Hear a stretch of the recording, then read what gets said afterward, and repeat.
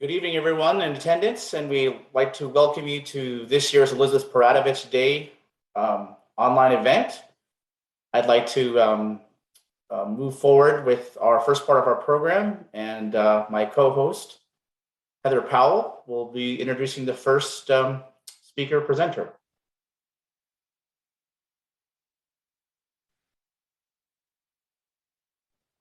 Thank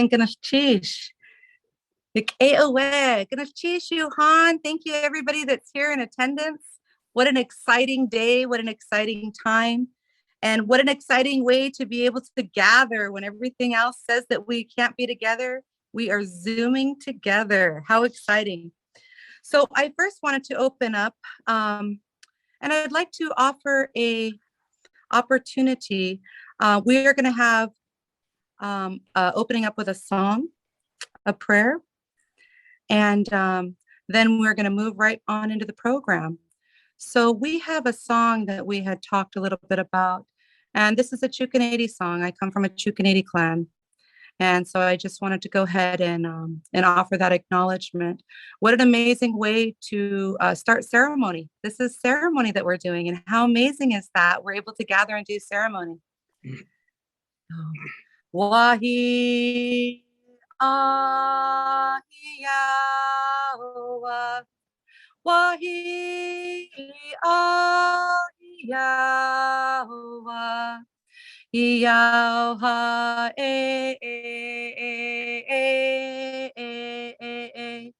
Iyaha Iyaha Shushtu Diyaha Shushtu Diyaha Dieka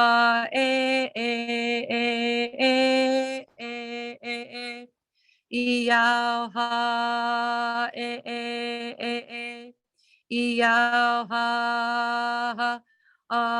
Shushtu Diyaha Shushtu Diyaha Dieka Iyaha Iyaha. Oh, my grandma used to talk about that song where we would use our hands, and it's just like when the tide comes in, it brings in all the good blessings, all those positive things. And when the tide goes out, that long beach grass, the chukan, it lays down and it lets all those things release, all those things that need to go back out. It lets those things release. So I just wanted to start our time together like that. Thank you for allowing me that time. Yeah. It is now my honor to be able to introduce Brother Sasha Sobolov, ANB Executive Committee and Chaplain, that'll lead us in the opening prayer of today's events. Brother Sasha. Goodness, Jace Paul, thank you so much for the honor and the opportunity on this grand and glorious day to stand up tall for our ancestors and for whom we are. Could you bow with me in a word of prayer?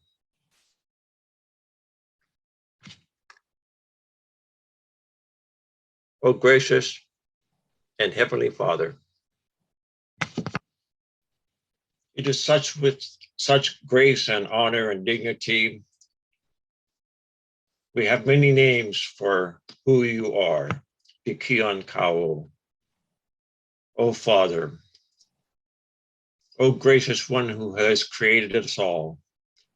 And within the sound of this electronic voice, would you hear the message of what you have done for us in the manner of our work?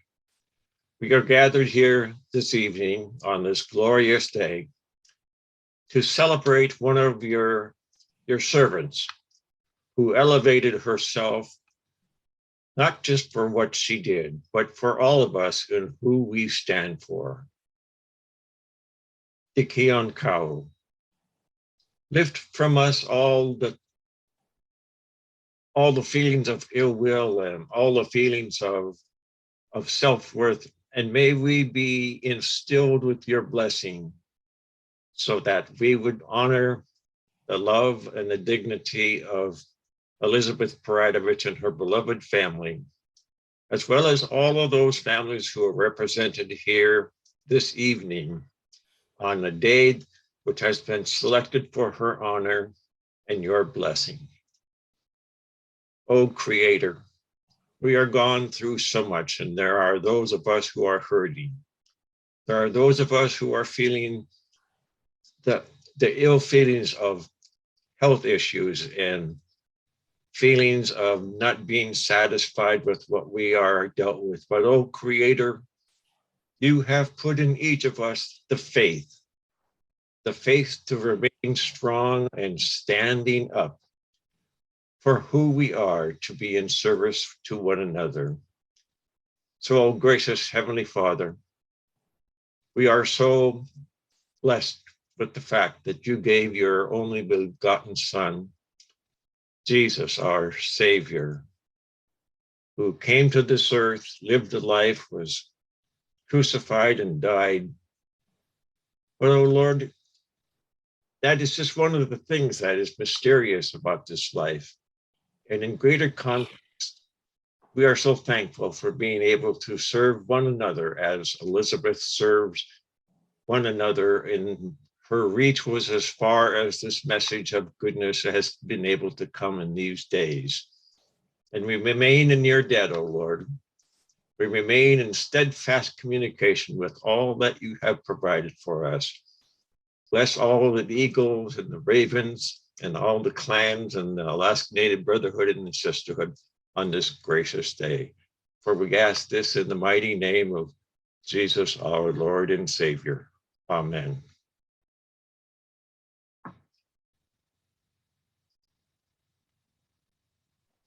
Thank you for those words.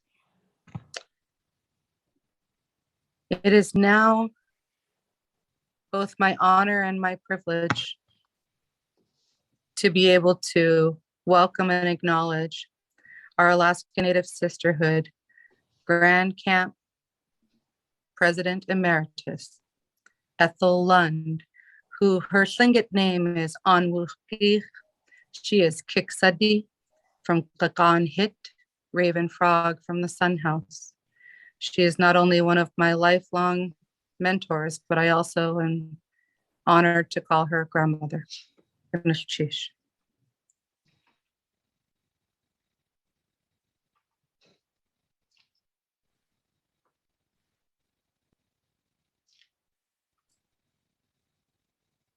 Thank you. As we honor our ANS Grand President Emeritus, Ethel Lund, I'd also like to introduce our Alaska Native Sisterhood Grand President Daphne Nelby.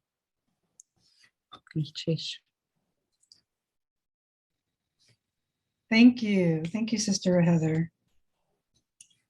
So good evening. So my name is Daphne Nelby. Yakdushe Yahatdusak Okihapi Ilani Ko'u Inoa.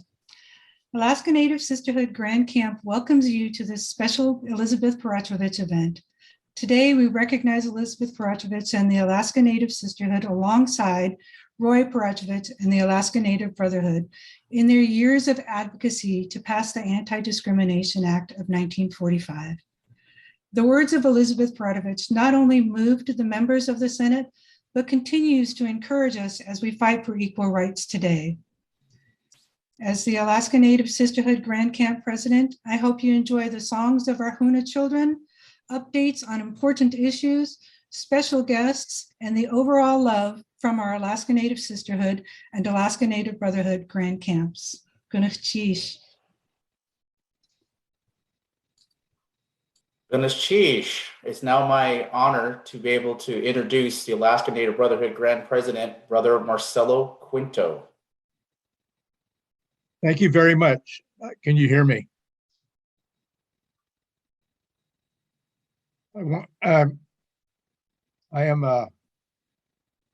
to on behalf of the Alaska Native Brotherhood and the Alaska Native Sisterhood, I want to welcome you to the celebration of the Elizabeth Peratrovich Day. I want to thank those people who have taken the time to listen to us. And I hope that what we have to say is important enough that you will stay and carry our message on to others.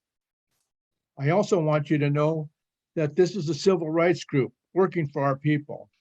I hope you find a reason to stay and listen to our story and why we'd like you to be part of a 110-year-old organization and to help to carry it forward for the next 110 years. Thank you very much. Goodness cheese.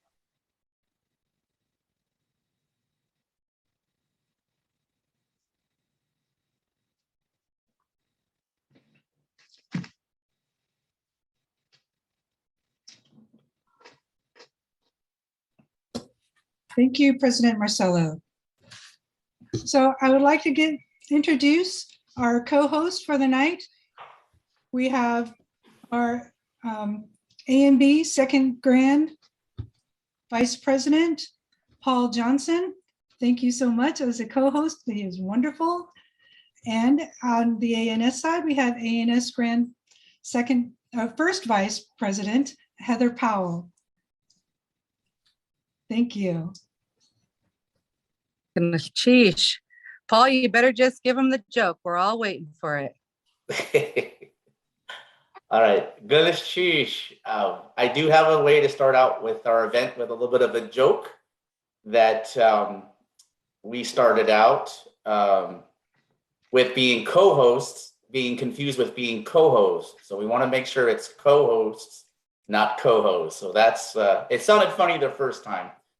We take this opportunity as well. We want to remind our viewers out there in Facebook land on that to please remember to like, comment, or share this event so your name can be entered in our amazing raffle drawings by so many amazing gifts that were provided today.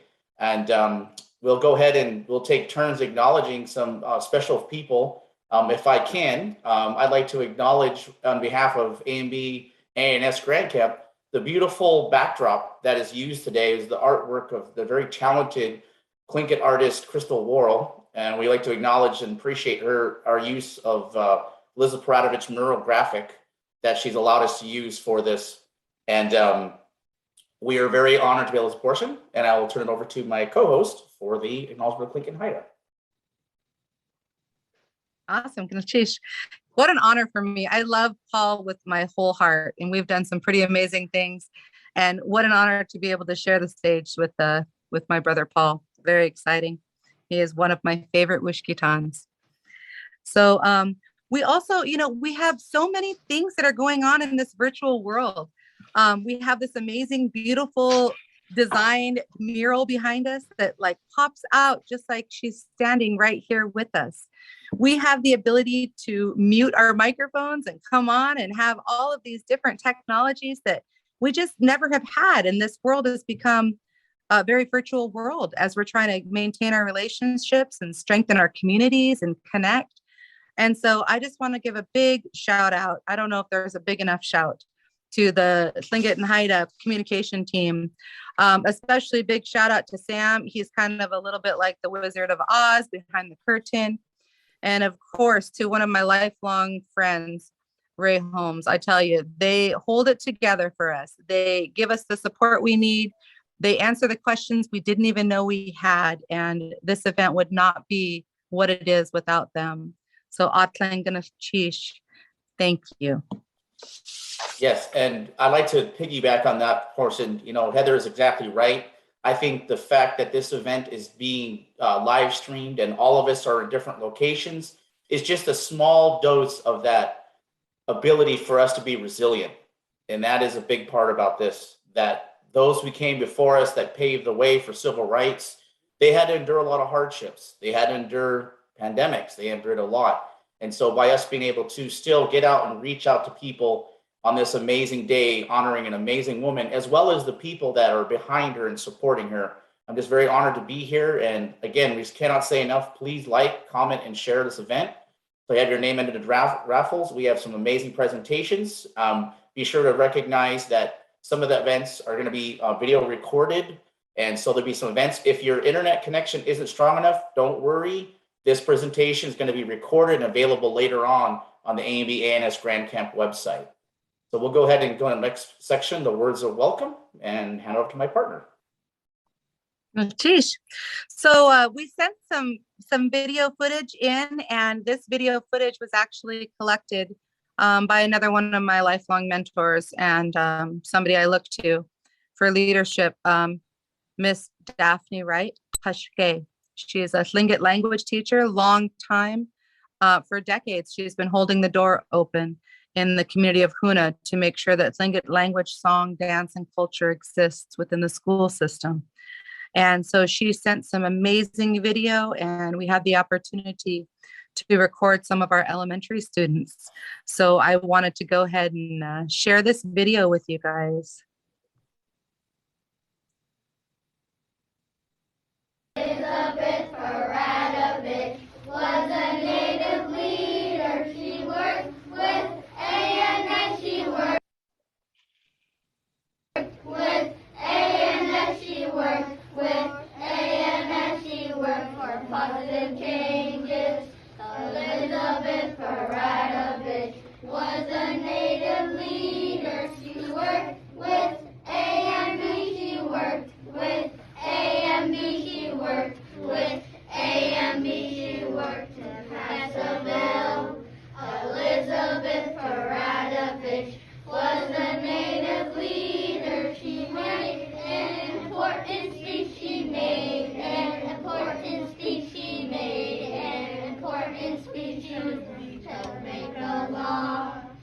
Elizabeth Peratrovich was a native leader. Alaska passed a law. Alaska passed a law. Alaska passed a law to end discrimination.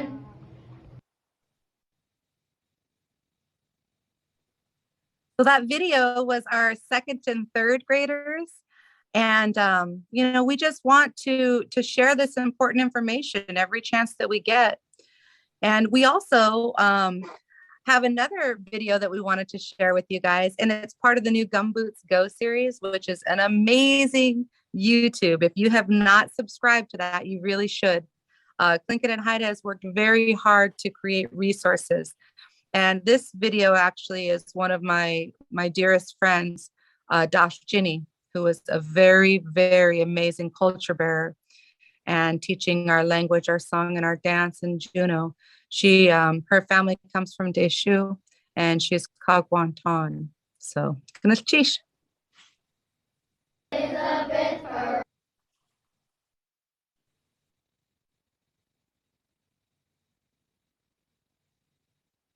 Hey, Yuhan. Khataya Dash Ginny. Ganachish hat ya adil Yuhan. Achtu yik eadad. Achtu asigu yisiku Elizabeth Peratrovich dad. I really want you guys to know a little bit about Elizabeth Peratrovich. Tlingit Reinach Kach Gatlatiu du Sagun, Sluka Chadich Setien. Her Tlingit name was Kach Gatlat. She was Sluka Chadi. She used to live here in Juneau, and her family comes from Deshu, the Haines area, their clan house. Elizabeth was a really amazing woman. In the 1940s, her and several other Alaska Native people were fighting for our civil rights, long before the civil rights movement in the lower 48, long before Martin Luther King, we were fighting for our civil rights here. Did you know my grandparents didn't have a right to vote? Did you know there were signs on buildings saying no natives allowed? Elizabeth Peratrovich was one of the key figures who helped make it so that discrimination was no longer legal in Alaska. And we're so grateful to her and her work and the work of her peers. I created this fun song to help teach students more about Elizabeth and about the work that she did to help us move forward as Alaska Native people. Yeah, gnalchish.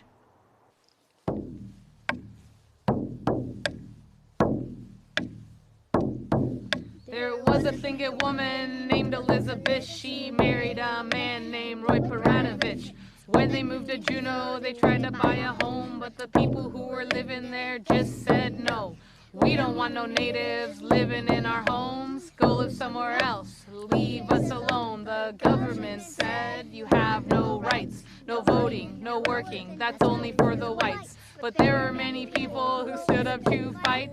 They had to work hard to gain their rights. Elizabeth fought hard for this cause. Her speech helped change the government's laws. In 1945, a bill was passed. No discrimination at last. So put your hands together and say Gunachish to all those who fought to end our grief. Gunachish! Gunachish!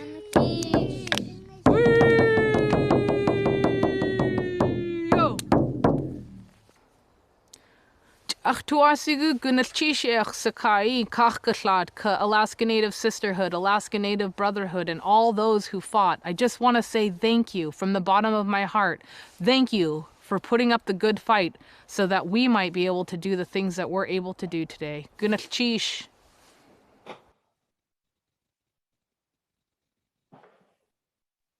Playing Gunachish. Dashjini. If you're out there in the Zoom world, thank each and every one. Kinze, Shawatki, Enzo. There's so many of them. There was 5 or 6 of them on there. Gunachish, Han. What an amazing, powerful message, and how amazing to hear it in our language. Gunachish. So next on the agenda, we have some words of welcome. You know, we have a lot of organizations that have really worked together to create a strong program. Not only this program tonight, but that pull together every single day to make sure that we're holding our people up, that we're holding our state up. And it's my honor to introduce one of my brothers, Chahish. And he also goes by Richard Peterson or the Prez once in a while. He's Tlingit Haida, and he is the tribal president for Tlingit and Haida Central Council. Chahish.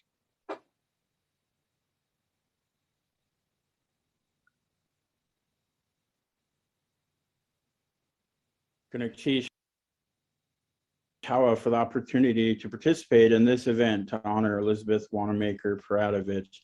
I'm so grateful to the ANB and ANS Grand Camp for continuing to host these events to honor a true civil rights leader, our own Elizabeth Peratrovich. My name is Chahish Richard Peterson. I'm president of Central Council of Tlingit and Haida Indian Tribes of Alaska. And February 16th is celebrated in Alaska as Elizabeth Peratrovich Day to honor the legacy, advocacy, and fighting that she did for our civil rights. Elizabeth was born in Petersburg, Alaska. She is Huklanadi clan. She served as the Alaska Native Sisterhood Grand Camp president. Alaska Native Brotherhood and Alaska Native Sisterhood has held an important role in our Southeast communities throughout our state and country. The ANB and ANS were the boots on the ground, on the front line, advocating for the passage of the first anti-discrimination law in the nation. Throughout our state, we still have active ANB and ANS camps and our Grand Camp that advocate for subsistence rights, voting rights, and really our very way of life. It's important that we work to engage our youth to continue this legacy of advocacy. It's important that we find opportunities to have their voice be heard and seats at the table for them. When we pull together in unity, our voices are stronger. This legacy of advocacy is still important. For example, there has been attempts to hinder our ability to vote. We need to stay vigilant and advocate at every opportunity. On Elizabeth Peratrovich Day, we honor her legacy of advocacy for fighting for what's right, for speaking up against injustice. Again, a big Gunachish Hawa thank you to everyone involved to make this happen. Gunachish, Brother Richard Peterson. It is my honor to be able to introduce a brother and a friend from Yakutat, President and CEO of CLS Corporation, Anthony Molat. Gunachish, Paul.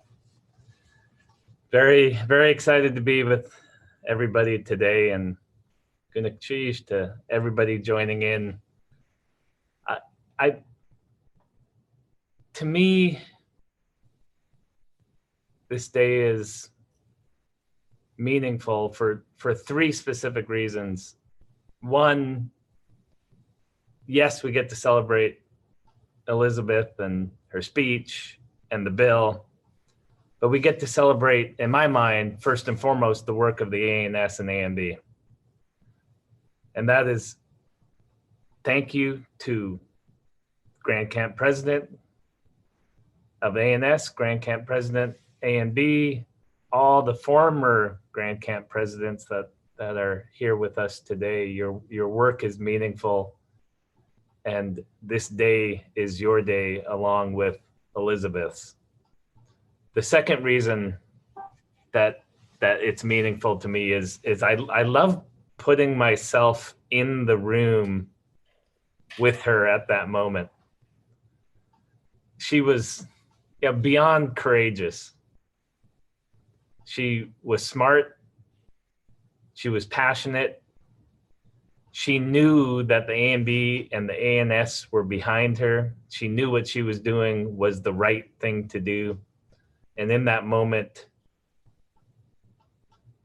the speech that made the difference, I call, in my mind, she was the tip of the spear for the ANB and ANS. It made the difference. And to me, the courage, the thoughtfulness, and the respect really stand out. Yes, she was poignant with her words, but to me, the respect that she offered those words was what was really noticed and really made the difference. But again, she was there, standing there, knowing that the legislature had failed to pass the bill just 2 years later. And her and the ANS and the ANB were not going to give up. She would have brought even a better speech and more passion if it was not passed at that moment. None of them were going to give up. And that no give up attitude, unfortunately reflects on the third reason why today is so meaningful to me and to others, is that there's so much more work to be done. That's what, when we celebrate, reflect, and then find the motivation and inspiration to keep doing the great work that they showed us how to. And the folks in the Metlakatla team in Ketchikan that faced discrimination shows us we have more to do. And I'm slowing down. I walked into a gym in Juneau, Alaska when I moved from Yakutat to Juneau. I think I was 11 years old. And I'll say that's well over 30 years ago. I won't say more than that. 11 years old, walk into the gym, it's completely packed, and the whole gym is chanting a derogatory Native chant. And it's burned into my mind. And I always thought, okay, that's 30 years ago, but to see something like what happened in Ketchikan, not as in your face, but just as hurtful to those that were there, it shows us that we have more to do. We can celebrate, and then when we leave this, when we fill up with that motivation and inspiration that we get from seeing her lovely picture and recognizing all that she has done and the ANB and ANS has done, then I'm back to work tomorrow with many of you to keep on working for what she knew was right. So Gunak Chish, to the ANB, ANS, all the partners that helped put this on today. I'm really excited to have been part of this. Gunak Chish, how and Deutsch Newsome.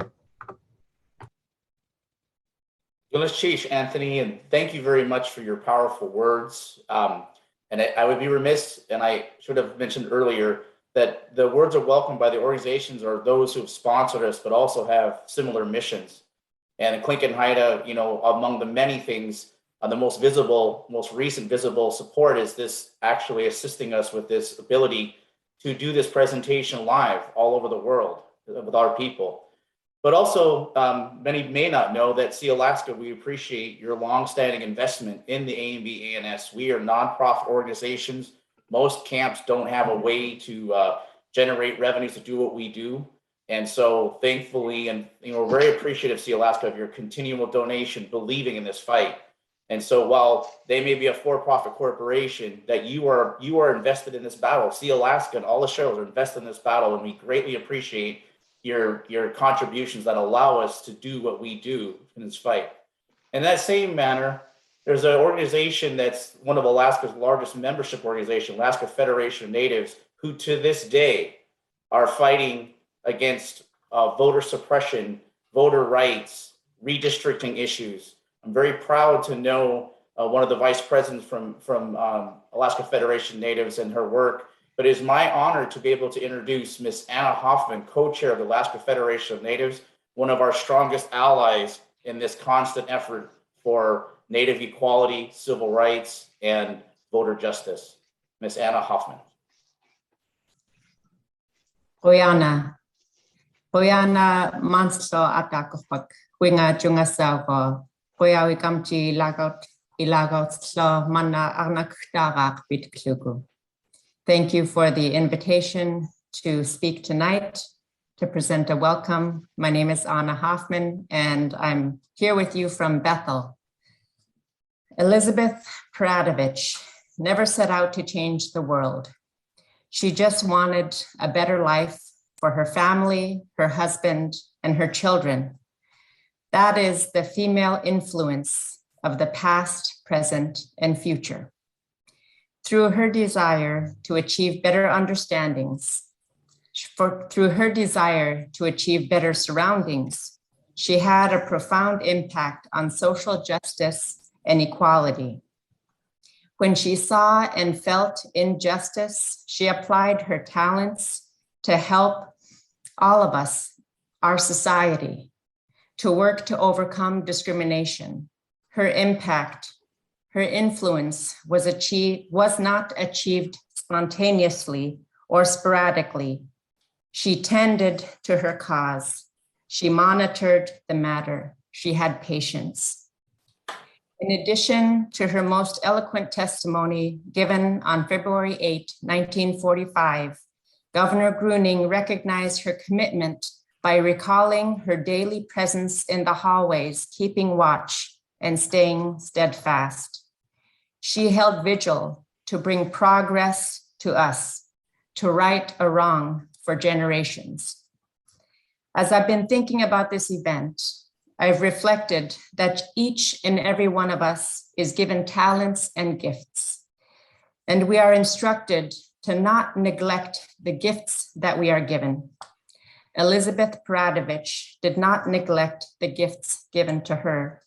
She applied her gifts, and we are beneficiaries of her work. Another instruction is to speak truth according to the wisdom given. Recently, I read these words: speaking the truth in some things may be hard to understand, and those who are untaught and unstable through their misunderstanding twist into their own destruction. I think that is what Elizabeth saw when she said, quote, "There are three kinds of persons who practice discrimination. First, the politician who wants to maintain an inferior minority group so that he can always promise them something. Second, the Mr. and Mrs. Jones who aren't quite sure of their social position and who are nice to you on one occasion and can't see you on others depending on who they're with. Third, the great Superman who believes in the superiority of the white race." I think she saw the twisting into destruction there. She saw the untaught and unstable and worked to repair. She worked to teach, to stabilize, and to bring understanding. Courageously and optimistically, she believed we could achieve understanding where there had been none. This woman, born on Independence Day, is a beacon of freedom for all of us. Let us expand and grow in her image. her grace, knowledge, and beauty. Oyana, for honoring her memory today and inviting me to be a part of this gathering. Let us keep her optimism alive. Gunashish Hawa Oyana.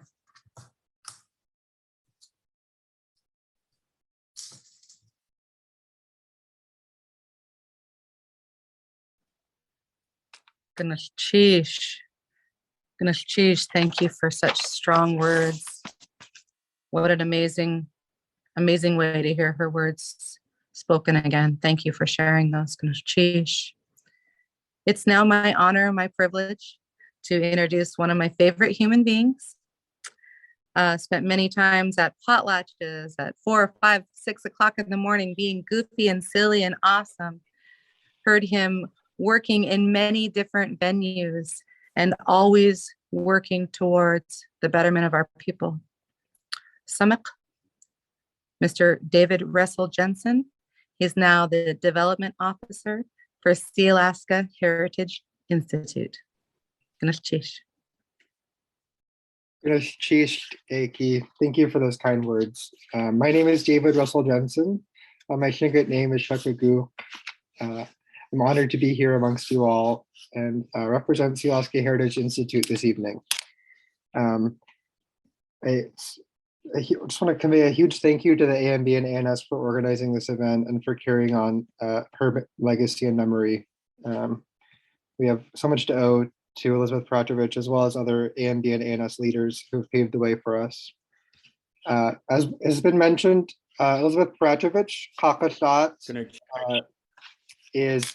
was a Shukach Shah, Shukach Khadi, a woman of the Shukach Khadi.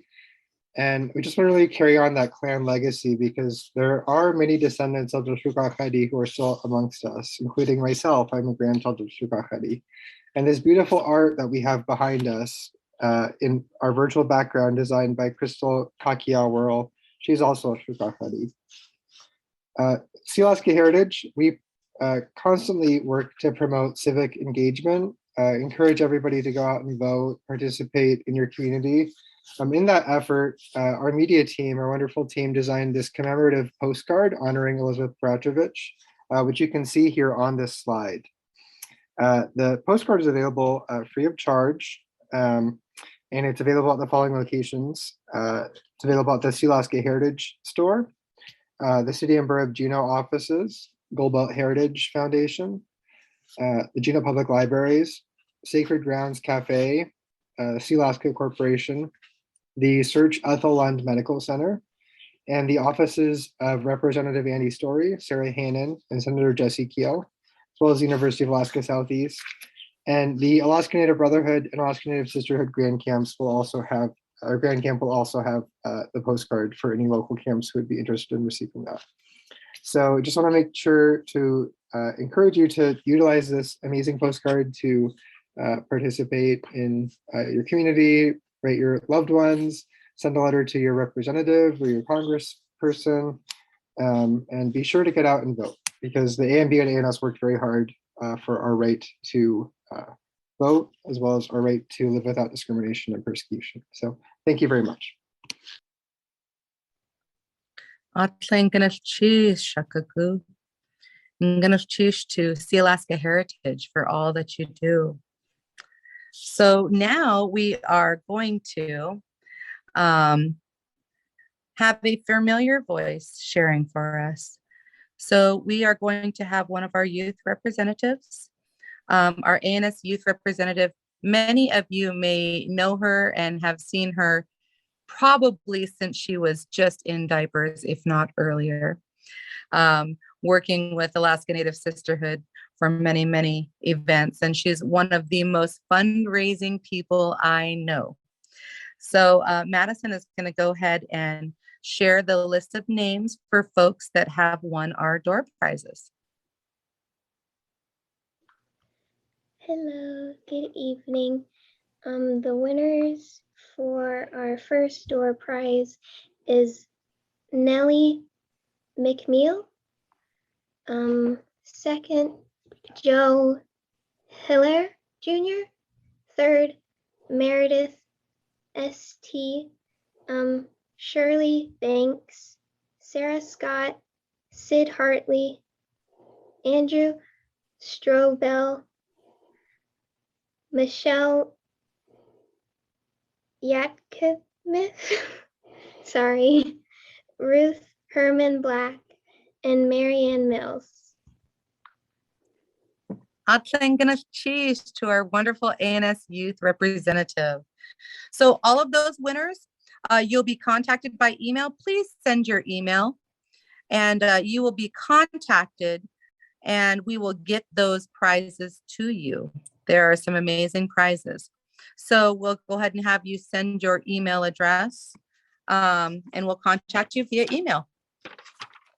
And if I can too, Heather, we can go ahead and look at our Facebook pages or viewing this event live and go down the postings, and Sister Cindy Sergi had posted all the raffle prizes, the photos that we received, so you can actually take a look at what you might win. So thank you all, folks, and if you haven't won this first round, remember to like, share, and comment on this event to be able to be entered in this drawings. Thank you.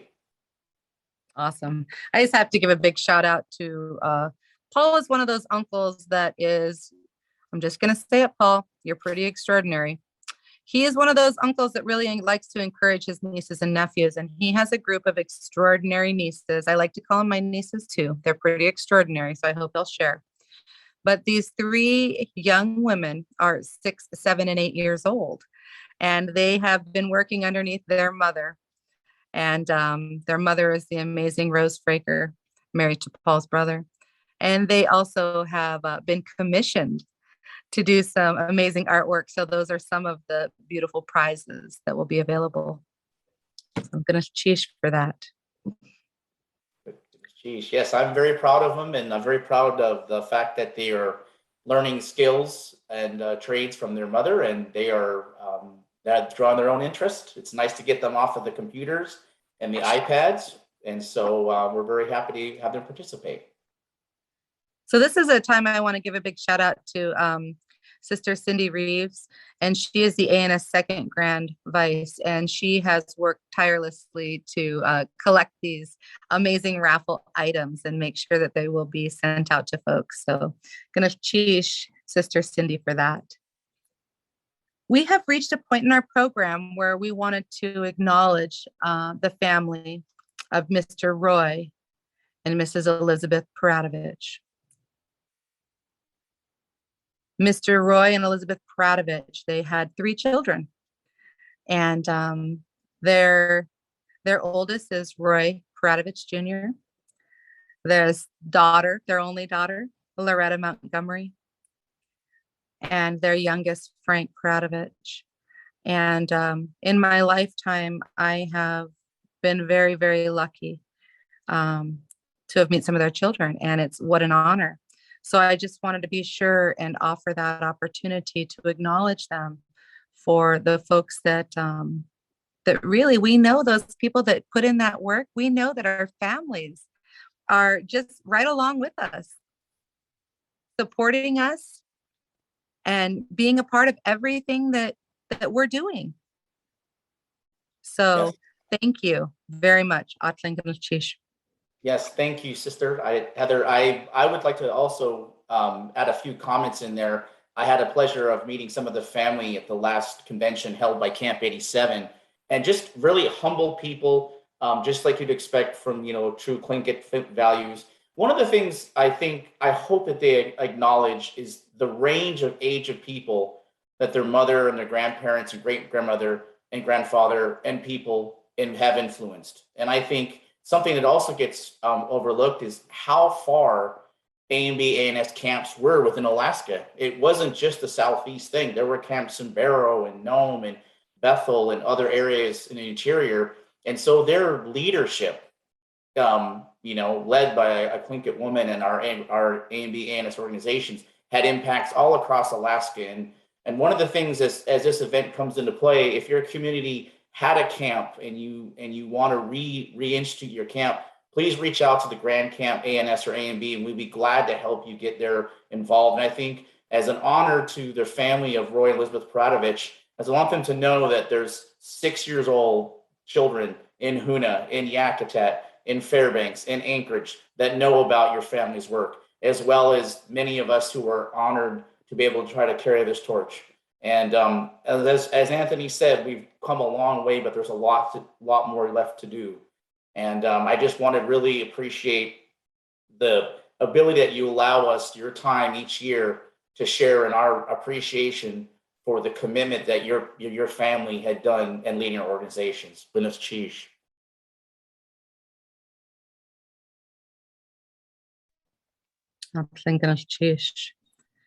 So we've moved into a portion of our program where we have some presentations that are going to be shared.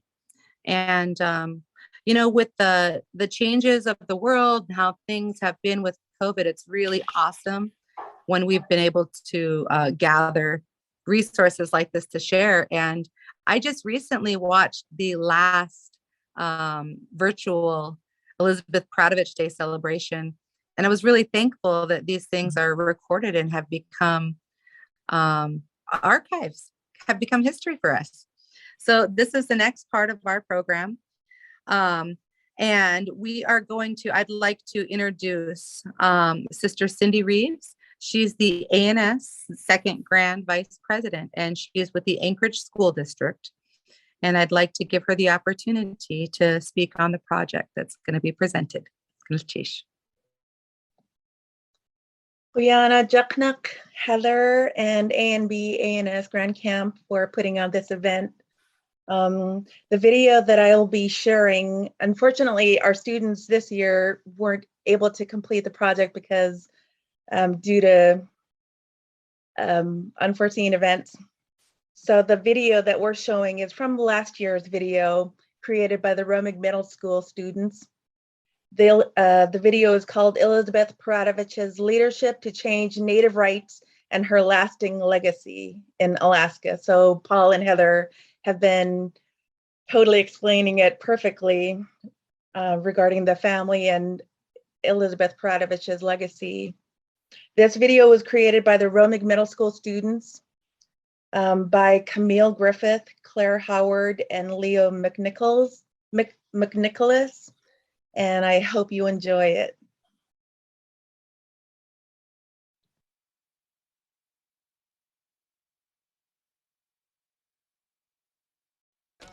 Elizabeth Pradovich used leadership to change the way people thought about racism.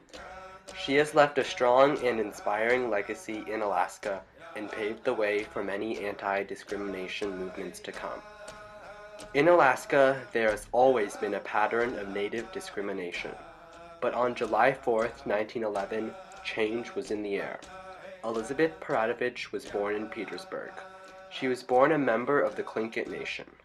Elizabeth was adopted at a young age by a white couple, Mary and Andrew Wanamaker. She spent her childhood in Petersburg and Ketchikan. She attended Sheldon Jackson College in Sitka and the Western College of Education in Bellingham, Washington. On December 15th, 1931, Elizabeth married Roy Pradovich, a Tlingit man who worked in a cannery. They lived in Klawock, where Roy was active in the political community and was eventually elected to 4 terms as mayor. Roy and Elizabeth Pradovich moved to Juneau, Alaska in 1941 with their 3 children for more opportunities, but experienced discrimination. They weren't allowed to buy the house they wanted because the owners didn't want to sell to Indians. Many stores put out signs saying, "No dogs or natives allowed," and "Whites only." Native children were not allowed to go to public schools. In some movie theaters, there was a white section and a native section. In Nome, a native girl was kicked out of a movie theater when she sat in the whites only section. Elizabeth was so angry about the discrimination, she wrote the governor of Alaska, Ernest Gruening, on December 30th, 1941. Governor Gruening promised to address the problem. He sat down with Elizabeth and Roy Peratovich, the Alaska Native Brotherhood, and the Alaska Native Sisterhood Grand Presidents to make a plan to help drive the anti-discrimination movement. Elizabeth and Roy went all over Alaska speaking to people about the movement. On February 8, 1945, territorial legislature debated the Anti-Discrimination Act. Elizabeth Peratrovich stood in the legislative gallery.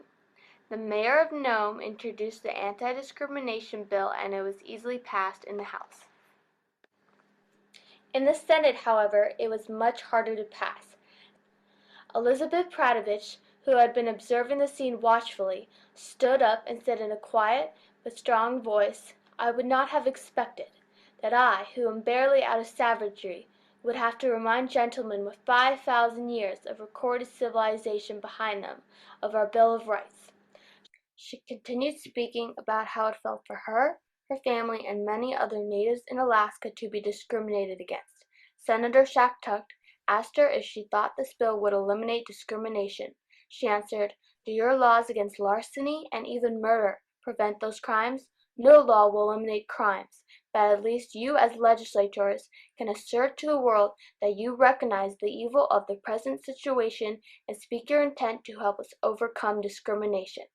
When she was done with her testimony, everyone broke into a loud and enthusiastic applause. The Senate passed the bill 11-5. Governor Gruening signed the Anti-Discrimination Bill on February 16, 1945. As soon as the bill had been signed, Alaska had entered a new era in accepting races of all types. Natives now had countless rights that had not been available to them before the law was signed. Because of Elizabeth Pradovich, Alaska is a better place as a result of her fearless testimony and fight for equal opportunities.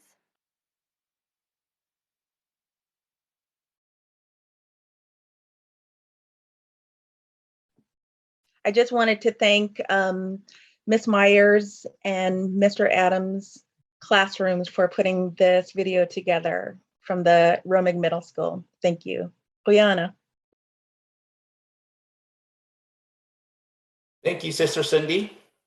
I would like to make a comment about the videos and its importance. I know that our ANS and ANB are rooted as Alaska Native Sisterhood, Alaska Native Brotherhood, attuning that they are Native-only organizations. We are an open organization that is filled with that, and it's very powerful when you see students that may not have Native or ethnic heritage learn about the civil rights leaders, because the civil rights battles that our ANS and ANB leaders and especially Elizabeth Pratrovich fought for was for everybody. You'll notice in there it doesn't say about just one particular race of people. So it's really important that these topics and lessons are being taught in our largest village schools. And with that, we're at a point where during my local camp, Camp 87, we've actually had a chance to be the moderator for some of the Anchorage School Board member candidate speeches. And we would focus on their opinion and views of Alaska Native curriculum and history within that. So it's just my point, is my pride to be able to introduce the next clip is a video clip from the Anchorage School District on the topic of influence of Elizabeth Peratovich that's being shared within the Anchorage School District.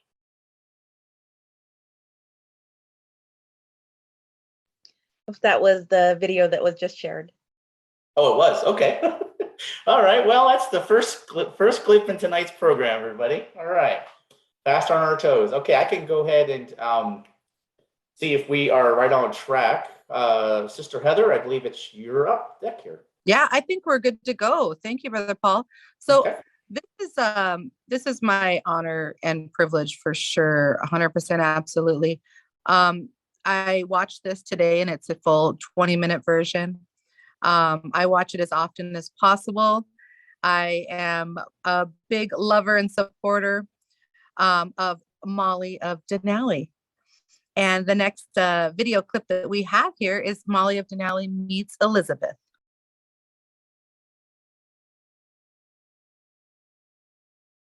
So amazing. What an amazing story to be able to share and to be able to have it on PBS Kids, to be able to have it be accessible. And, you know, this is my honor to introduce one of Huna's hometown heroes, the writer for this episode. And she has her roots are very deep within Huna, and every chance that she gets, every play that she writes, and every opportunity that she has, she brings this word home. and allows the community of Hoona and the state of Alaska to hear her words. So it's my honor to introduce to you the Molly of Denali writer, Vera Starbird. Goodness, geez. Thank you so much. I'm Vera Starbird, Tetkwe Chattuasak.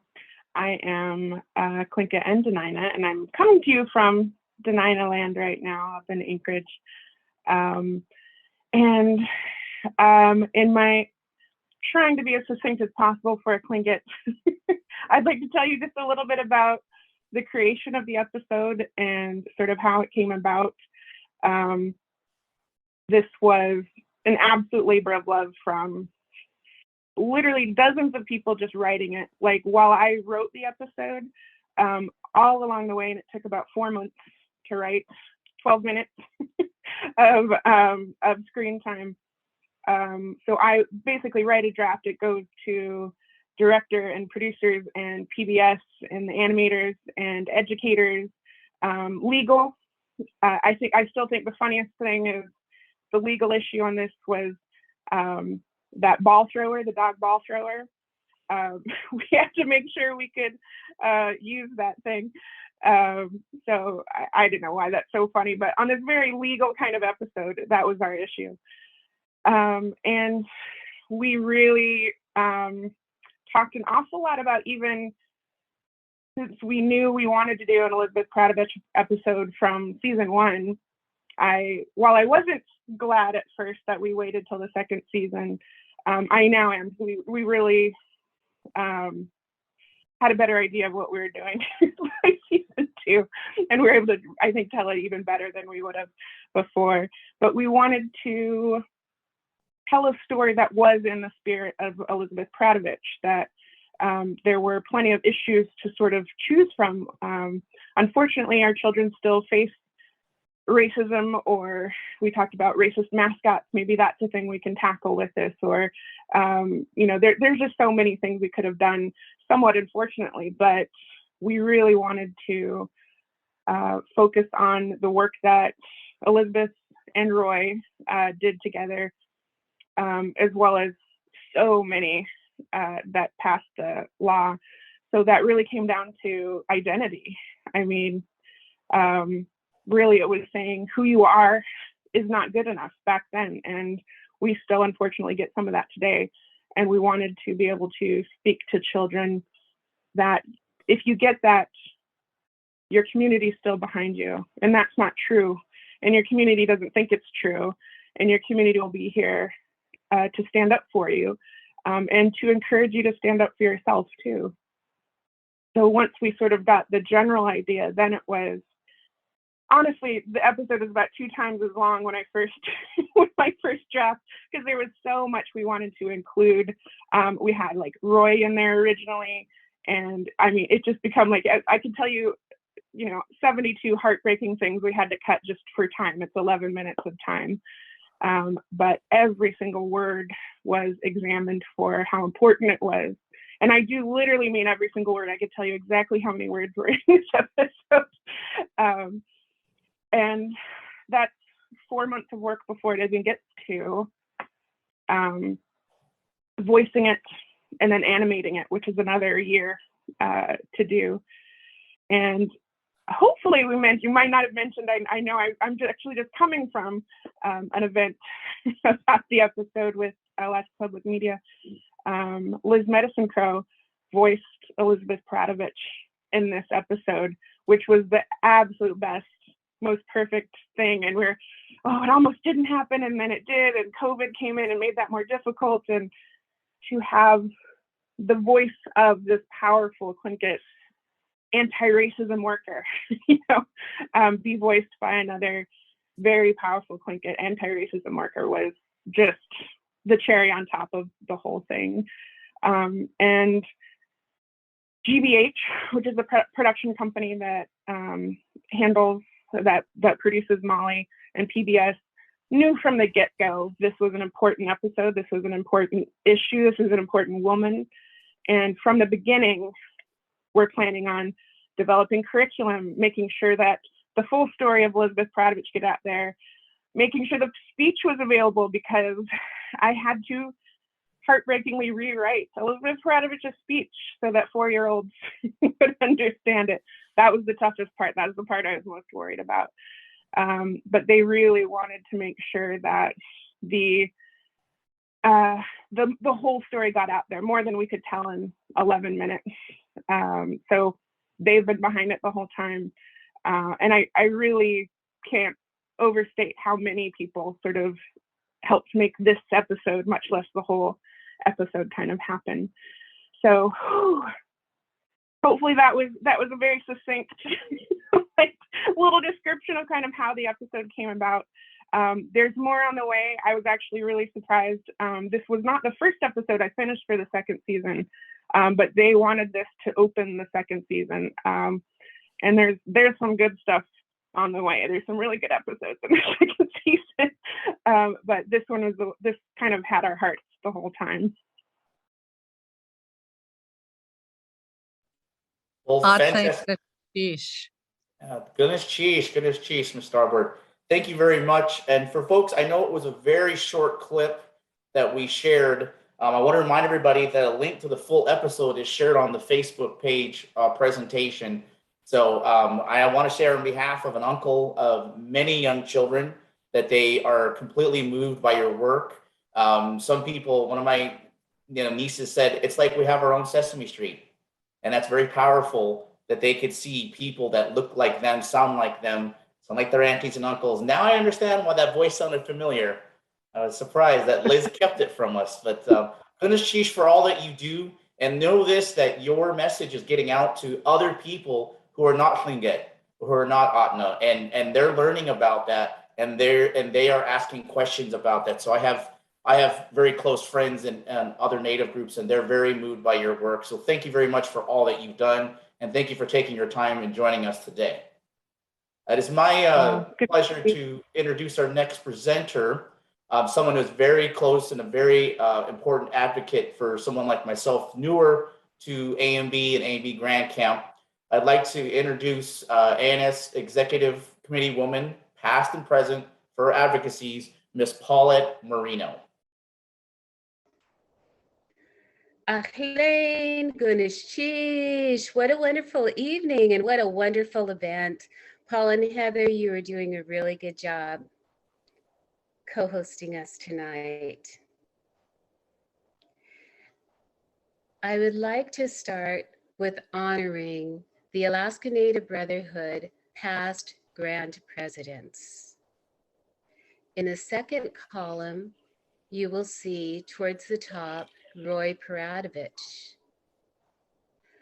You will also see our current ANB Grand Officers for 2021 and 2022, our ANB Executive Committee member, Richard Jackson, and our current ANB Executive Committee members. Next, we will look at our ANS past and present advocates. ANS past Grand Presidents. And the very first one on the top is Elizabeth Wanamaker-Pradovich. Our ANS 2021-22 current Grand Officers, Madam Grand President Delphine Elby.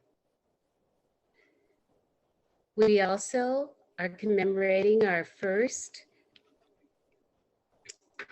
as a host, Vice President Heather Powell, second Grand Vice President Cindy Reeves, our ANS Secretary Carol Dewis, our ANS Grand Treasurer Elias Chase, and our ANS Grand Sergeant of Arms Mary Marino Suits, and our ANB and ANS Youth Representative. And of course, all the love to our ANS current Executive Committee women and our ANS Grand President Emeritus right here in Sitka, Ethel Lunn. Thank you for showing those slides. And I would like to thank you for asking me to speak on the Alaska Native Sisterhood past and present advocacy. The Alaska Native Sisterhood past advocacy was extremely powerful, but so is today's current advocacy. Elizabeth did not withdraw from the public eye once the Equal Rights Bill was passed. She requested ANB Executive Committee to support her in improving the health and sanitary conditions of Native homes and villages, calling it the biggest drive we have ever sponsored. Not only did she receive their support, but the Office of Indian Affairs congratulated her on her, quote, progressive thinking. Additionally, she sought funding from the Federal Works Agency for nursery schools throughout Southeast Alaska, and at her own expense traveled throughout Alaska to organize ANS and ANB local camps, and throughout other states seeking markets for the Indian and Eskimo products. Shortly before her untimely death of cancer, Elizabeth served as the Alaska representative to the National Congress of American Indians. Throughout her advocacy, Elizabeth and Roy Pradovich did many different things for the vision that we have today. Our spirits feel many times that they are still with us. They inspire us to dream, they inspire us to use our voices, but mostly they inspire us to always have courage. The Alaska Native Sisterhood current executive committee members have done many great things. They've traveled by boat from village to village. They spoke in regards to education, in regards to the land use bill, in regards to our veterans, the many different things. As time changes, our voice and our heart stays the same, but our issues continue to be ever more present. We also spoke and our voices were heard as far as New York Times articles, political magazines, Indian Country Today. We've traveled to Washington, D.C. We've spoke to our Alaska Congressional Delegation. They know the names of our Alaska Native Brotherhood and our Alaska Native Sisterhood, Grand Presidents, Grand Officers, and local camp members. Our local camps have carried the workload. They have done many, many wonderful things in our communities. One of them was recently held in Anchorage, where the United States Mint traveled to unveil the Elizabeth Peratrovich $1 gold coin. This $1 gold coin was unveiled in Anchorage, and it was such a wonderful time to be a part of this. I would like to share too that the theme for tonight is the future of female influence. The future of female influence is evident in tonight's program. It is evident in our youth, it is evident in our Grand Emeritus, in our current Grand President, and all those that is present with us today. As we look at the memory and we celebrate Elizabeth Wanamaker Pradovich and her legacy, I hope that we continue to fight not only for our traditional way of life, for our spiritual way of life, for our culture, for the things we believe in, for who we are as a people, for we are not above, nor are we beneath. We are equal to each other, and we have a place in this society. I would go a step further to say, we even have more of a place in this society because we hold within our hand a special and sacred way of looking at the earth and looking at the world. I'm very pleased to say also that Roy Pradovich, who was the ANB Grand President at the time, and also Elizabeth's husband, he was with her and very intelligent in the matter that was before us. So one of the quotes that Roy said was that a person officiating in an executive legislation or judicial capacity should be free as humanly possible from prejudice. I thought greatly about Elizabeth's husband sharing that. And I think that it is a good call, as it was yesterday, as it is today, that we are one human race. I would like to say that I'm so very proud the executive committee members of both the ANB and ANS are so proud of our local camps, our young officers, and everybody who's carrying this mission forward. You are not alone when you speak. Those in the villages and in the homes, you are not alone either. You speak with the continuation of the voices of our ancestors, of Roy and Elizabeth. You have a foundation to stand on that has been created. Be sure that your voice can make a difference and will make a difference, as has Elizabeth Wanamaker Pradovich. Ahlen, Gunishchish. Atlan goodness cheese, Sister Paulette Marino, for your time and your constant advocacy. And many times this organization is seen in the local level of attending memorial services for past ANS and ANB members who have passed on. Local camps also raise fund and support for people that have challenges, whether loss of family, medical issues. At the Grand Camp level, you know, the organization deals with call to action. And that is where we are in this next part of our presentation for this evening, is the real nuts and bolts of this organization. And while ANB, ANS were the predecessors to so many organizations, the fight continues on in their own separate areas. And at this point in our presentation tonight, it's my honor to be able to introduce Mr. Ben Malott, AFN Vice President, and Ms. Amber Eber of Indian Affairs. Good evening, Paul. Good evening. I'm going to let Amber Eber, my colleague who has more years of experience, go before me. So, Amber. Thanks, Ben. Good evening, everyone. My name is Amber Ebarb. My Tlingit name is Jendukla. I'm a member of the Raven Dog Salmon clan, Clanady. My mother, Audrey Hanlon, is from Hoona. I'm so proud to be here with you all tonight to celebrate Elizabeth Pradovich Day. It's very much an honor to be a part of this event. I work for Senator Elise Murkowski on the Senate Committee on Indian Affairs, where she serves as vice chairman. She was adopted into the Deshiton clan and gifted the name Anshawaki, Lady of the Land. Today, just hours ago, the senator gave a speech on the floor of the United States Senate to share the story of Elizabeth Pradovich, because hers is a legacy of seeking and realizing a more inclusive society and a more representative democracy. The senator said we honor Elizabeth Pradovich for her legacy of standing up for what is right. She's an inspiration because she set the example that when you see something wrong, you do something about it. So our celebration of Elizabeth Pradovich Day is also a timely reminder for policymakers. The senator said we have an obligation to respond to the calls from constituents who are seeking protection, including through electoral reforms and improvements for voter access. The underlying fact is that we need to come together to advance good, solid policy in this area. Senator Murkowski is working with a group of senators, 16 in total, to address election reform on a bipartisan basis so that we can actually move important safeguards and clarifications into law.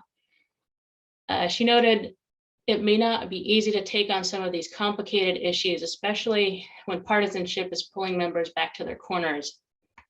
But like we did with the infrastructure bill and we're doing with the Violence Against Women Act, the senator said we need to follow a process that allows us to get something done as opposed to simply sending messages. So following my short remarks is Ben at AFN, the Tlingit Haida VAWA Task Force co-chairs, Michelle Demert of the Alaska Native Women's Resource Center. They've all been crucial as Native advocates. And the senator recently, just last week, introduced a 2022 VAWA reauthorization bill with the tribal title that will empower tribes to better protect their communities from violence. So I appreciate everyone's work on helping us get to the point of introducing this bipartisan bill. As we all celebrate Elizabeth Pradovich, the senator urged all of her colleagues in the Senate to look to Elizabeth's legacy for inspiration as we seek unity and follow her example of treating our fellow citizens with respect. There's too much at stake to do anything less. Good sheesh to all the ANB and ANS has done, and to all of the work that you'll continue to do to secure the safety and security of our communities. Thank you very much. Good exchange, Amber. Good exchange. My name is Ben Malott. I have the honor of serving as Vice President of AFN. And I'm honored to be here. It's my second year at this event, and I'm just beyond words.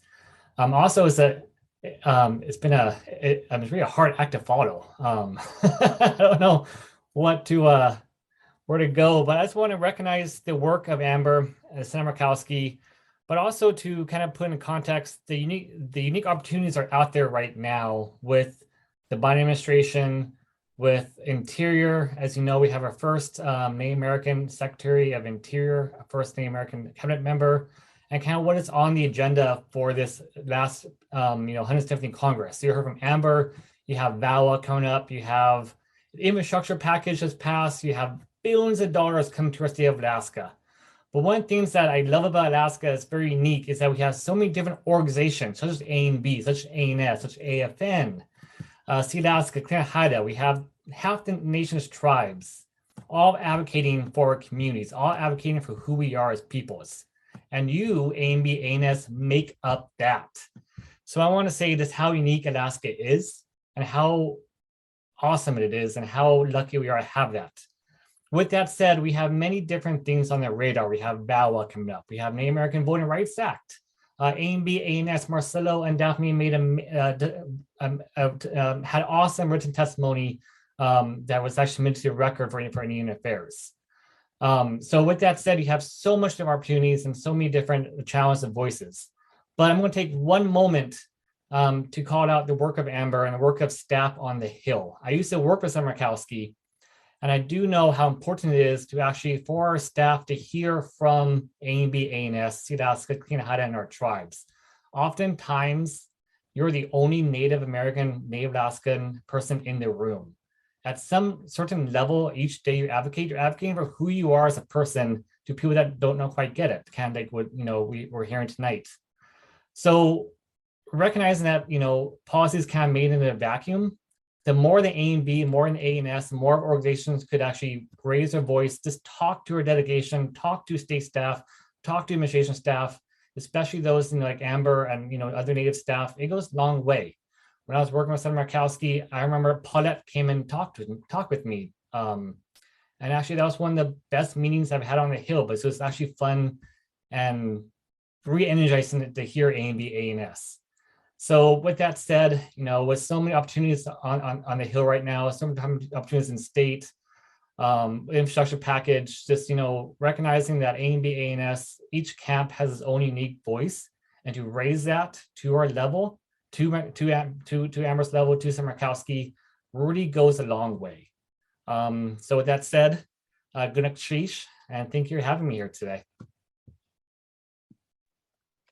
Atling Ganashish, Ben, so good to see you. Also, Atling Ganashish to Jindud Kla Ganashish. It's really amazing to see our people working in such amazing capacities and really providing such leadership and such clear vision.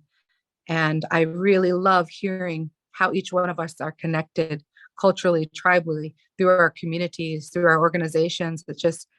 It just shows just how strong we are as individuals and as communities. So Ganashish for that. It's my honor and my privilege. Ganashish, Ben, thank you. It's my honor and my privilege to introduce our next guest. And ANWRC has always held a very special place in my heart. The Alaska Native Women's Resource Center has worked very hard, tirelessly on some very, very hard and difficult situations. So we're currently, as we've heard, talking a little bit about the Violence Against Women Act, the VAWA reauthorization that's happening in 2022. So it's my honor to introduce the wonderful, amazing Michelle Demert. Good evening, everyone. I am so honored to be part of this celebration today. Thank you, ANB, ANS leadership, honored guests, and fellow citizens. Elizabeth Peratrovich, her advocacy helped pass Alaska's Anti-Discrimination Act of 1945, as we all know. Likewise, ANS and ANB have been strong advocates and leaders in bringing about change. Advocacy matters. It is in this spirit that I call you all to action tonight. I have been asked to speak about the recently reintroduced Violence Against Women Act of 2022, which, when passed, will increase safety in Alaska Native villages. As Paul said, we have come a long way, but we still have a lot to do. As Vera mentioned, we have to continue to educate why and how we matter. While past versions of the Violence Against Women Act mentioned Alaska, the practical effect is it's limited, has been limited impact to our communities. And we have beautiful communities living and breathing our culture. However, the impact of years of colonization, lack of resources, and other factors have had a negative impact on our Alaska Native communities, particularly women and children who are experiencing exceptionally high rates of violence. Despite making up 19% of the state population, Alaska Natives are 47% of reported rape victims in the state. Alaska Natives are overrepresented in the domestic violence population by 250%. We have the highest rate of missing tribal persons of any state in the Union. We have some of the highest murder rates of our brothers and sisters. We need to say no more, and it's time for us to all make this change. Senate Bill 3623, the Violence Against Women Reauthorization Act of 2022, includes Subtitle B, which is the Alaska Tribal Public Safety Empowerment Act. These provisions empower tribal governments to work in partnership with state and federal authorities to address public safety in Alaska Native villages. And I have to pause here. We are so fortunate to have Senator Murkowski as a fierce ally, an adopted tribal member of ours. We are fortunate to have Amber Ebarb, a tireless policy lead who understands our challenges and works for solutions. Okay, back to the law. What does it do? It should be noted up front that, and I hope that you all will join me in dispelling this myth. This bill does not alter in any way whatsoever any aspect of state jurisdiction. VAWA 2022 is complementary to existing state, tribal, and federal jurisdiction by creating more resources and tools to address domestic violence and other qualifying crimes in communities that may lack local law enforcement, and that is nearly 40% of our communities. So why is it needed? And what will it do? It will create a limited pilot project that will recognize the inherent authority of Alaska tribes to prosecute non-Indians who are domestic violence perpetrators in certain circumstances. Again, the rates of violence against Alaska Native women are unacceptable. Why are the rates so high? The remoteness and isolation of Native villages makes it very difficult to address crime. And divestment of or confusion of tribal jurisdiction has led to many difficult situations that have gone to the detriment of our women. And again, over 40% of villages have no law enforcement presence. Who do we call when we need help? Well, we have to figure out if we need medical or if we need law enforcement, don't we? We don't have a centralized 911 system. Hopefully that will change soon.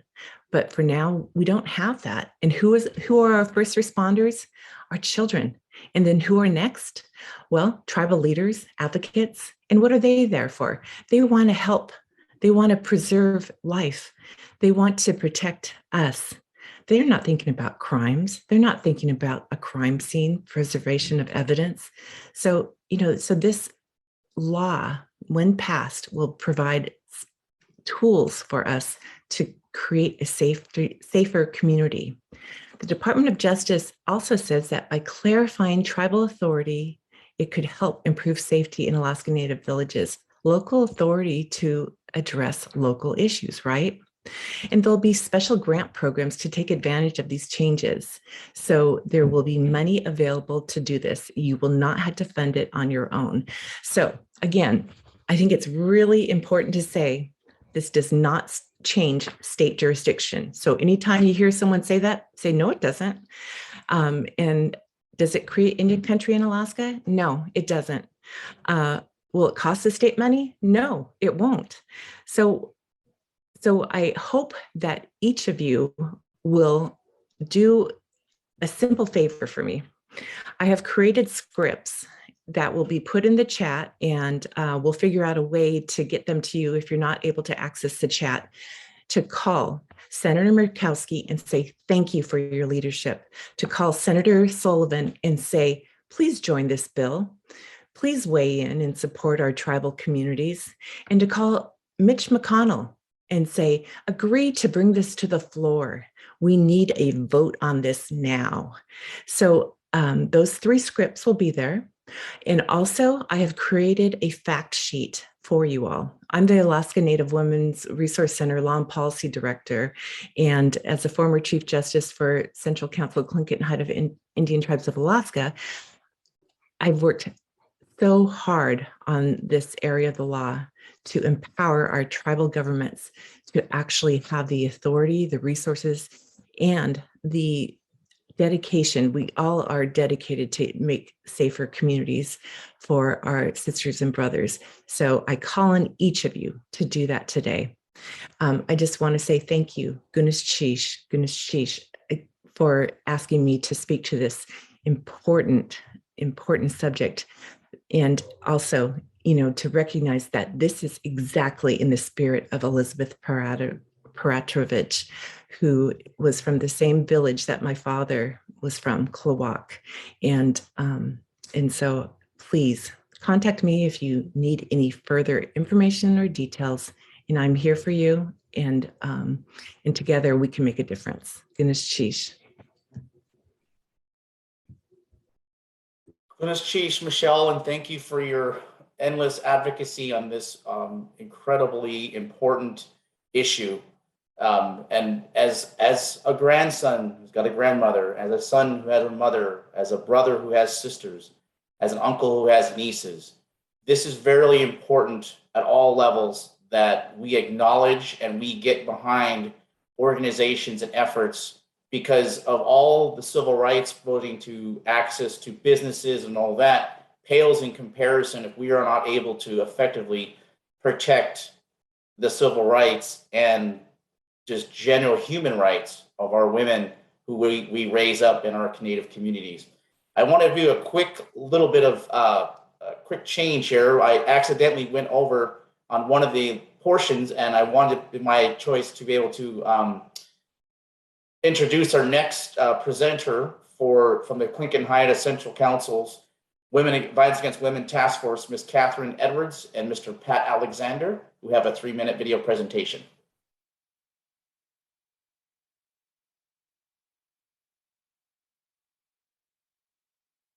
Finkik anak ashkani yuhat dilasak. Like inak Katherine Edwards yuhat dilasak. Yech nahatsati lini di ayahat ingun kwan ayahat. Good evening, I'm Katherine Edwards. I'm the first Vice President of the Central Council Clinton Height Indian Tribes of Alaska, and I also sit as the co-chair of our Violence Against Women Task Force, and I get to share this position with Pat Alexander, who's here with me tonight. Other members on our task force are Bob Sam from Sitka, Michelle Demert from Seattle, Carrie Lynn Dotson from Ketchikan, Rebecca Estrin from Ketchikan, Violet Sinsmeyer from Yakutat, and Leona Santiago from Juneau. Our task force was created in 2018 at the Central Council Clinton Height Indian Tribes of Alaska, passed a resolution at the Tribal Assembly, which created the task force. This was done because there is a failure to recognize and acknowledge domestic violence as having a major impact on our communities in Southeast Alaska and our families, women, and children. It diminishes not only Native women, but it also diminishes the heart and spirit of our tribe. Our task force is dedicated to fighting violence against women, children, and the vulnerable among our tribal citizens. This task force was meant to provide the Judiciary Committee guidance on policies, procedures, and practices relating to violence against women, families, children, and including sex trafficking related to our tribal citizens. The task force is meant to advise the Judiciary Committee on matters related to law enforcement, tribal court development, and support on systemic problems and opportunities for improvement. And we have been successful in some of those areas. We made changes to our tribal code in relation to violence against our families, women and children. We included things like stalking in our code, and that was recently passed. We've also been able to provide testimony at several Department of Justice tribal consultations, offering solutions on abilities to access the funding, wanting it to get easier for us to apply for it, and also to speak and continue to speak on the law enforcement crisis and deficiencies in our Southeast Alaska communities, because we know that, you know, it can take more than 16 hours for them to come out and investigate a crime in our communities. We recently responded to the STOP survey, and Pat might want to tell you some about that, but I'm going to let Pat tell you now about the projects that we have outlined for this coming year. Pat, over to you. Thank you, Catherine. My name is Pat Alexander. My Tlingit name is Kak Atletsin. I'm Ducting Tan of Huna of the Head House. And it's my pleasure to report to you today. I'd like to tell you about the projects that we have outlined for the coming year. Number one is community action plans. Number two is lunchtime chats, which will be starting this month with our men's panel. And we're excited about this panel and look to Central Council's Facebook page for the link. Number three, we're going to create a campaign around victim blaming and shaming. As we know, it is difficult for victims to come forward, and they were often re-victimized by the perpetrator and the system while trying to hold perpetrators accountable and speak the truth. Data collection. Number four, we are going to be reaching out to collect data and stats from each community around programs that are offered for both the victim and the perpetrators. Number five, we'll create a Southeast Alaska resource directory, and we hope to expand to include San Francisco, Anchorage, and Seattle. Number six, victims' rights legislation. We will research state victims' rights statutes and propose changes and create a tribal version. Number seven, boarding school victims. We will also collect this data. You'll be hearing next from Michelle Demert, who is going to report from the Alaska Native Women's Resource Center on the reauthorization of the Violence Against Women Act and for 2022. And she'll be going live. So thank you, Michelle, and thank you, audience, for your kind attention. In closing, and before Michelle gets on, I just want to reiterate that after Michelle's presentation or during it, it is a call to action. We need you all to call your senators, Senator Sullivan, Senator Murkowski, and if you're in California, Anchorage, or wherever you are, call your senators. We want, VAWA needs to be passed now. It does. She's going to tell you about the special provisions. It's really excited. Michelle is our former Chief Justice at Clinton and Haida, and we are very lucky to have her on this task force, and we are thankful and grateful to her for all the work that she's done, and we're looking forward to her presentation. And with that, we'd like to say Gunishish Hawa.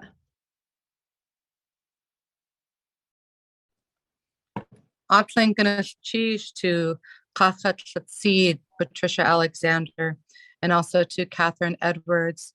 How amazing for us to be able to have such leadership in these positions. So I wanted to just say, Gunishish, we had the videos shown before, or we had them flipped.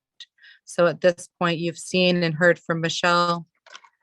We are moving into our next session, and our next session is going to be our featured speaker. And I know Brother Paul and we had to do rock, paper, scissors to see who was going to get to do this. And I may or may not have won, but I'm taking the opportunity right now. I'm not taking a breath so I can keep rolling right into it, brother. All right. So for our next featured speaker, our wonderful, wonderful, wonderful sister, Laganai. She also goes by Liz Medicine Crow. She works with First Alaskan, and I'll tell you, she is one of those people that if you have ever met her, you know that the work that she does comes straight from her heart.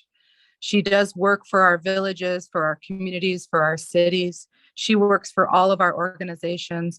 And I'll tell you, they could not have chosen a better voice to be Elizabeth Peratovich's voice in the Molly of Denali.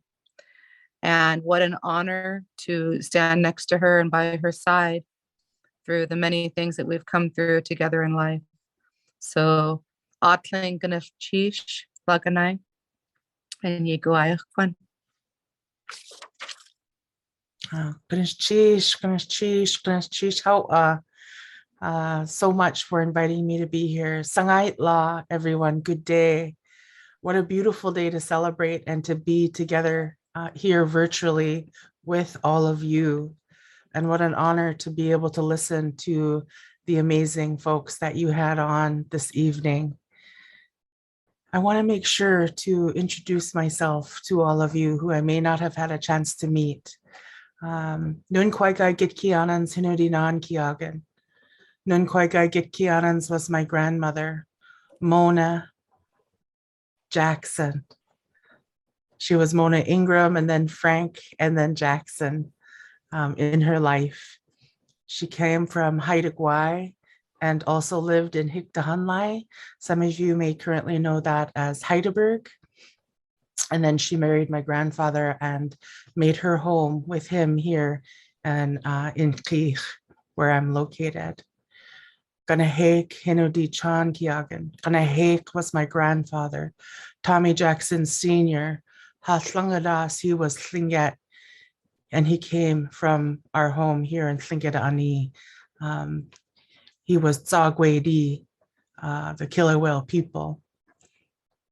He was also a Grand Camp president for the Alaska Native Brotherhood during his life. Stathkawas Hinudi Aukiang. Stathkawas is my mother, Delachini. She's a teacher and a weaver. She makes her home in the community of Juneau as well as our community here of Kich. And she also served as a member of the Grand Camp executive team, Grand Secretary and Vice President for a number of years as well. Bill Cheney Hinudi Chad Kiagan. Bill Cheney was my father, and he recently passed.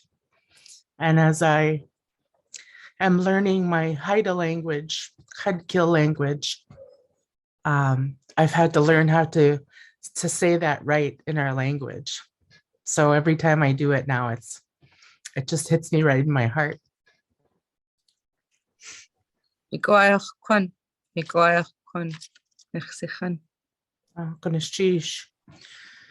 Lagunai Hinudi Chadkil Dikiang. Lagunai is my Chadkil name. It means a woman who likes to throw big parties.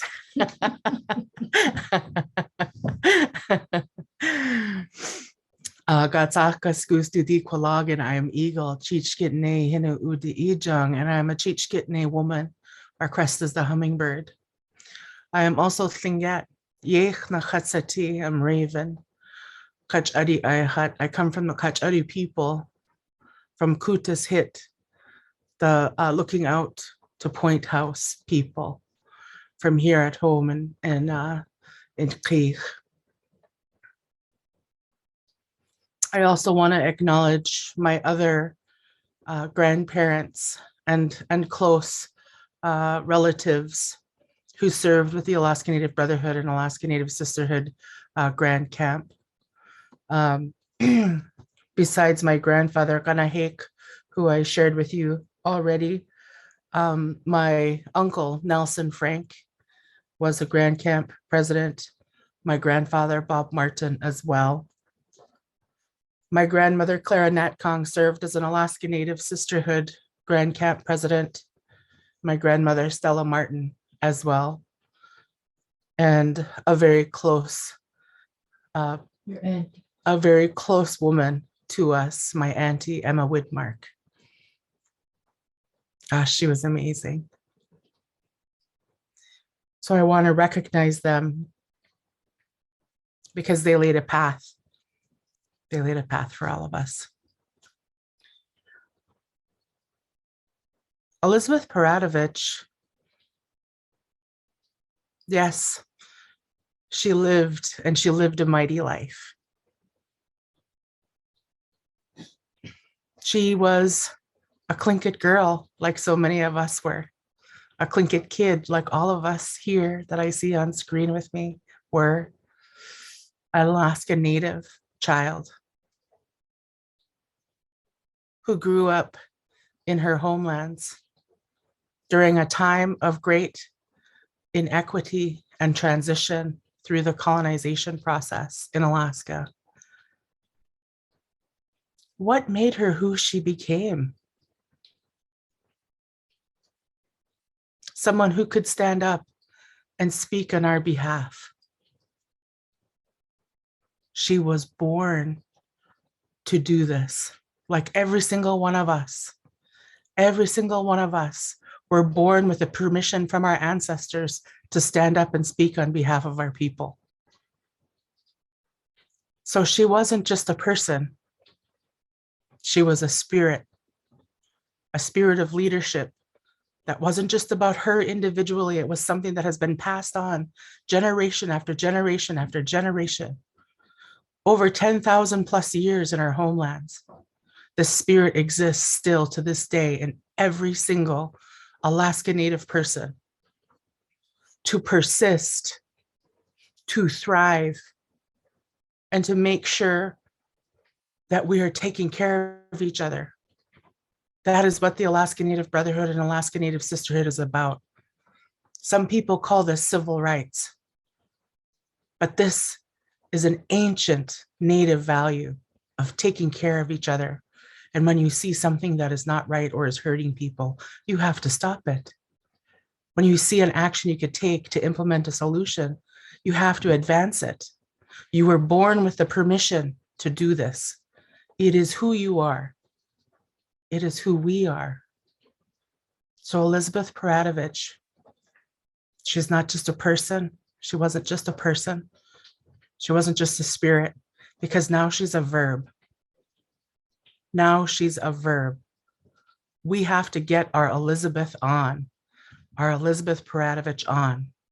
We have to step into her shoes, stand beside her shoes, use the foundation she built for us to keep fighting for our peoples. And when we fight for our peoples, that means we're fighting for everyone, because it will make Alaska better. It will make the world better. So I just want to say to everyone out there tonight, we need you. We need you to stand up and to give life to that spirit of leadership, of taking care of our peoples. And one of the things that you're going to hear a lot about in the coming year is one of the most simple things and one of the most important things you can do, and that is to vote. So on behalf of myself and my family, I cannot thank you folks enough for inviting me to be here with you. And I know that this is a beautiful and precious day to celebrate Elizabeth Peratrovich.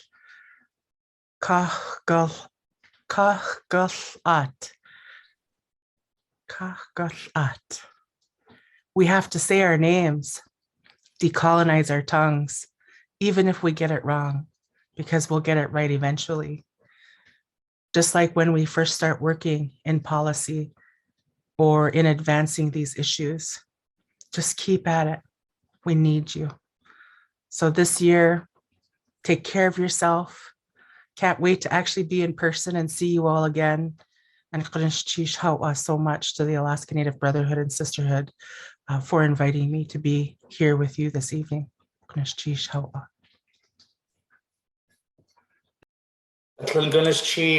Sister Liz, for your powerful words, and first on behalf of Alaska Native Brotherhood, and as your brother-in-law, your Eagle brother-in-law, Wishkiton brother, I'd like to pass on my condolences to your family. We appreciate your time, and especially your family still grieving. It is my sincere hope that your community is at a point where you'll be able to properly honor your father and his people, and hopefully have some of us be able to attend in person. And we're at this point now within our program that we're going to have our second raffle drawing. And to assist us with is the very capable ANS Youth Representative, Miss Madison Suits. Hello. Our second round of door prize winners are Drew, Eon, Mina, Iniguak, Tamara Hornbuckle, Singa Cherkick, Mariah Williams, Brianna Gray, Malaya Noor, Roberta Rose, Marissa D. Hastings. Thank you. I gotta tell those audience members that are out in Zoom land, you are not making it easy on our sister youth representative. Those were some tough names. Yes. So just like our sister Lug and I said, we have to say our names. And Yes. Did she do me proud? That was awesome. Yes. Thank you very much, Madison. You are absolutely amazing. And we know you come from fourth generation ANS membership. We're very proud of your work, and thank you so much for being here. And we might possibly have another additional raffle. We'll go ahead and keep you posted on that. So if nothing else, please make sure you like, comment, and share on tonight's presentation in the event that we might have some prizes left over, and you'll be able to enter the drawings in there. We come to this part of our program as a call to membership for Alaska Native Brotherhood and Alaska Native Sisterhood executives. At this point in time, it is my honor to introduce the Alaska Native Brotherhood Grand President, Mr. Marcelo Quinto. And it's cheese, Paul. Can you hear me? Yes, we can hear you. Yeah. My Tlinket name is Kasafate, and I'm Shungu KD. And I want to thank my niece Crystal Worrell for the background painting. Beautiful. I also would like to tell you that I've celebrated my 41st anniversary of my 39th birthday, so I have had the opportunity to know the Pradovich family. I went to school with Frank at college at Fairbanks, and I've known Roy for many, many years. I think in listening to the program, it is, you can tell that there's so many areas that we need to be aware of. And you have to thank the people that are speaking today. They're bringing many, many opportunities for us to assist them. What I'm doing today is I have a whole bunch of notes, but I think I'm going to skip them because there's so much that you've already heard today. I want to say to you that we need you to join this organization. We want you to carry on what your parents and your grandparents did for you, and that you will do for your children or the children that you will have in the families. We want you also not only to join, but we want you to contribute to the organization. You either can do it as leadership or as support to that leadership, because it's very important for any leader to have someone to support them. I can tell you that because I have a great number of people that support me all the time, and I appreciate that very much. You can tell by the other speakers that there's so many issues that we have to be aware of. Not only do we need to be aware of education, medical, housing, jobs, and it was brought out voting. The right to vote is so important, you know, and that we have the right to tell our people who represent us what we want. I want you to know that we support our sisters and that we support Lisa Murkowski for what she's doing for us and has always been for them. Sister Lisa has been there for us every time we've asked her to solve any of our problems. I also want you to know about the Alaska Native Brotherhood and Alaska Native Sisterhood. Elizabeth Pradovich and her husband, Roy Pradovich, were not the first ANB and ANS members, but they brought us to the forefront. You know, they put us on the map by fighting for the Anti-Discrimination Act that was here in Juneau during the legislature in 1941. But they didn't do it alone. The Alaska Native Brotherhood and Alaska Native Sisterhood was started by young people, but it really was started because the older people knew that we had to have it and that they knew who could do it best for them, as we are today asking you. The young people in those days were the people who had the education that could speak to the issues of the day and who to talk to. As you are well aware of, in those days, many of our elderly people did not speak English, and that they expected the young people to carry that message to the dominant society. That is just really basically about the same thing we're asking you today. There's so many new things that are here for us to communicate with the people who are making our laws for education, for medicine, for housing, for jobs. All those areas need to be taken care of so that our people are involved in every way. We need to have you who are aware of how to speak to these people, you know, and know what motivates them, because it takes motivation to get them to say, to support any of our activities. It is key now, as we go along, for our young people to take over an area, the Alaska Native Brotherhood, that serves our people. This organization is 110 years old, and we want you to carry it on for another 110 years. I'm hoping that you will do so, and that we will have you come and tell us how to support us and what your needs are. Thank you very much. If you need more information of how to join, you can go to the chat room, and there are forms there that you can fill out. We will make sure that they get to the camp of your choice.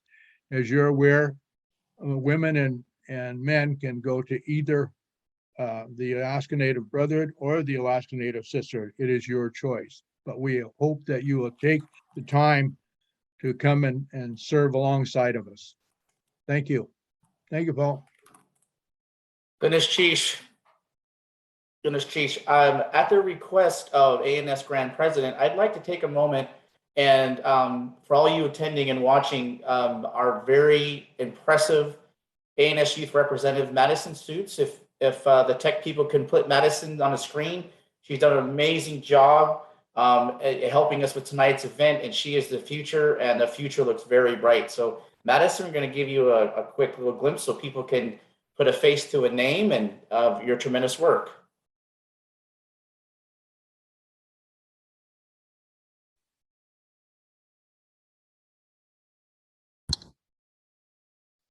Thank you so much, Madison. You've been doing a wonderful job. We appreciate you. Gonna cheese. Thank you. Atling Ganesh, I am a very proud auntie over here looking at this young lady, watching her grow up. What an amazing individual. She is a very strong leader in her age group. She's just phenomenal. But even as an adult, she does things that most adults would not be able to do. So thank you, Madison, very much. Okay, so I also wanted to just say to Gashtahek. Thank you for your words. Thank you for your call to folks so that we know the words that you're sharing and we can hear those words. We've moved into a space in our program, and we're going to ask ANS Grand President for some words of appreciation. So, Madam President, Daphne Elby.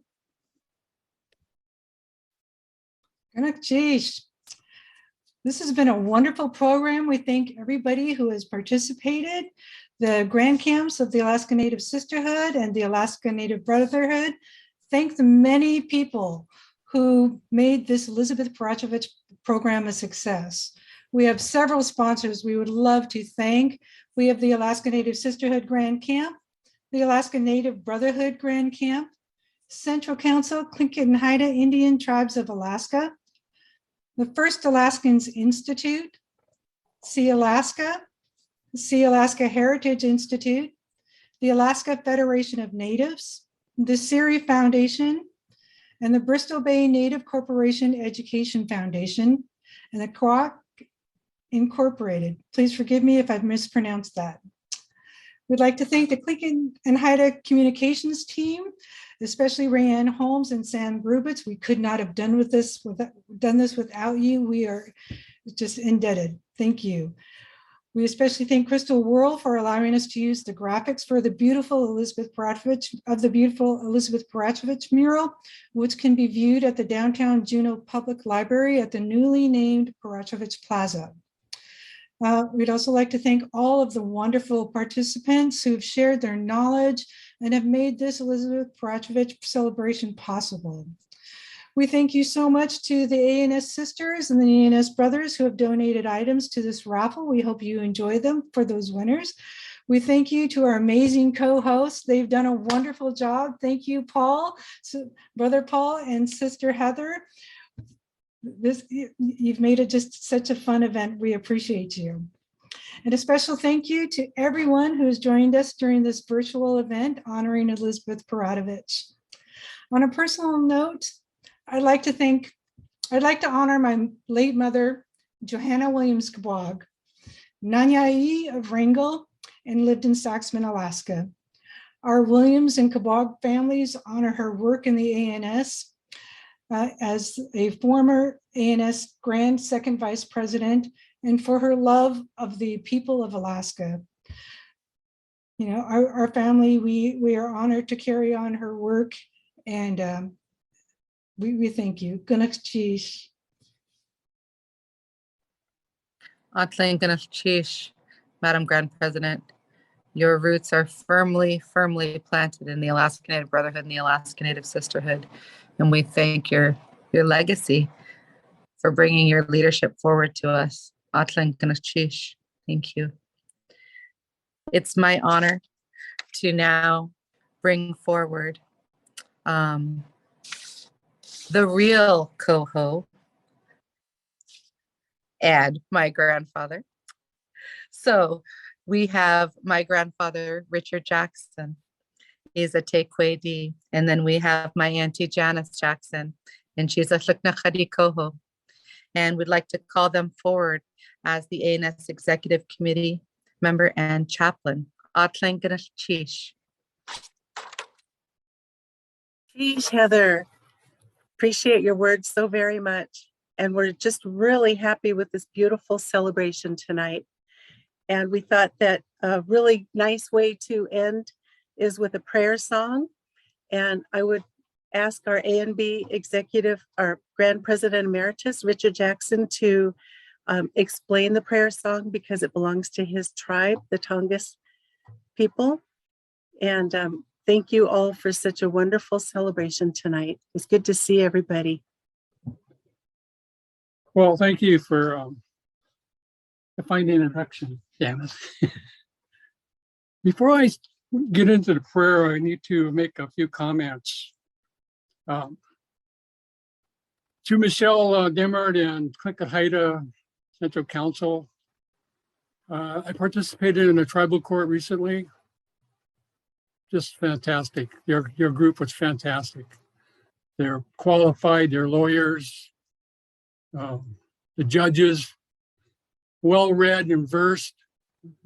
During our time, when I was a young guy, there was no tribal court, no concern over our issues. Lots of times we went to jail.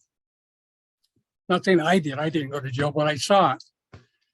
And I see the relationship with the state of Alaska and the local lawyers, particularly in this case, who came into the case not knowing a thing about tribal courts, and he was impressed that, you know, what happened to as far as protocol and how they used it. And I'll comment on VAWA, which I know is really important. It's too high in Alaska, and the perpetrators need to know, you know, even though they go to batterers programs, if they do it again, they're going to be in big trouble. You shouldn't strike women or children. Now, that's part of our culture. We respected our women. They were in applause. They were the ones who had my mother said, "I'm at your foot," which she meant was you can't walk without me because your clan comes from my side. That's who you are, a bear. And that's what I know. And looking at the younger people here, I'm really proud of you for what you're doing tonight. I had a chance to meet Roy Pradovich a few times early on in my beginning of ANB in 1981, and quite impressed with him. Of course, his wife was already passed by then, but he was very proud of his wife, and we were both proud of him and his wife for their efforts they did in 1945 and early on when it was rejected. We're also proud of the people that helped us from here in Ketchikan. Norman R. Walker, he signed. Mr. Cochran from Nome, Mr. Diamond, they're our friends. So we could say when we asked people to join the group of natives who are the original fraternal organization for rights for Native Americans, which was the ANB and the ANS, that we really appreciate that. And I shout out to the veterans. I got a veterans tie I got from my sister-in-law with anchors on it. That's what Marcelos is. He's a fellow Navy veteran from Vietnam. And I'm really proud of him and the service they have done. I'm proud of our program chair here tonight. It's a very good setting here. Unfortunately, in Ketchikan, we had an incident, and I have to talk about this. It made the paper, it made the Anchorage paper about taunting of our Indian people. It was perceived by the Metlakatla group at a ball game that they were being taunted. And we had a couple of members from our group that were native from here, actually from Kwakwan, who were in the band that night, and they felt very uncomfortable what happened. And what I got out of it is the state of Alaska school districts have to have Indian education available to everybody so that they understand us and we understand them. And if that isn't being promoted, how can they understand us, right? It's a reciprocal relationship, just like we like balance. So that's what we need to improve on, because when you taunt somebody and you really don't understand them, it's just taught to you the wrong way. You need to be taught the right way. And that the state and the tribal groups need to work together who are in education to promote that in policy. So with that, to do that, we have in our own Tlingit way, we have our prayer songs. And I would like to see this introduced to the Grand Camp. We need to do our Tlingit prayer songs, or Haida prayer songs, or Simpsian prayer songs. And that will be to remind us of our heritage and how we believe in one God as well. So we're going to do the songs called I Went Up Above for strength. This is for you that are needing to get courage to say the right words when you need to say them, not tomorrow, but right then. For you that are leading, and get the words of encouragement which I'm giving you tonight. You're all leading very well. And to give an encouragement to those folks that are in despair for loss of somebody in their family, or sickness, or loneliness, or for joy. So this is one up above, because we're happy tonight that we did our duty to spread the word about equal rights, and that we honor the folks that came before us. Yes. And you'll be coming after us, so we're going to honor each other tonight to sing this song so we get the courage and look up above. Okay. Hey, ah, hey, yeah, ha. Hey, ah, hey, yeah, ha. Hey, ah, hey, yeah, ha. Hey, ah, hey, yeah, ha. Taki ang kahuluhande. Chakwagutin iya ha. Ganesh kade ahe iya ha. Hey ahe iya ha. Hey ahe iya ha. Hey ahe iya ha. Hey, ah, hey, yeah, ah. Hey, ah, hey, yeah, ah. Brother Chief. Chief.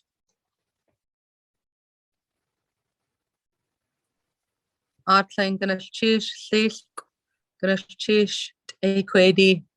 Atling gonna chief, achtal canoe, look nachadi. Gonna chief for your words and your song. Gonna chief plain. Ladies and gentlemen, we have reached the end of our program. We hope that you were inspired by the words, the many presentations, that you're inspired by the calls to action, and that as a request of our Grand Presidents, that you are, again, inspired to either join your local camp or reach out to a camp. You just be there. We are an open organization. We have men that are involved in Alaska Native Sisterhood, and we have women who are involved in Alaska Native Brotherhood. And we need your support, and we greatly appreciate this opportunity to present one of our most famous members on a very special day. And it was mentioned before, we have come a long way, but we still have a ways to go.